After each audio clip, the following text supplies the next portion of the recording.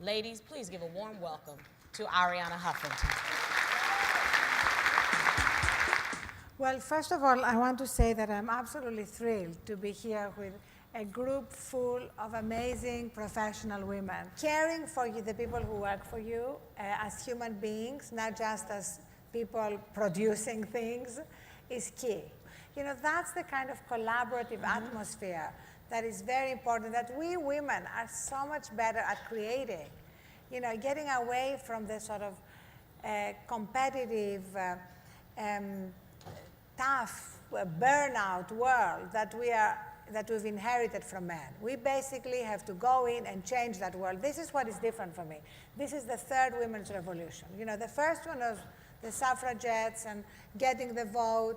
The second one was Betty Friedan and Gloria Steinem and saying, we want our place in the world.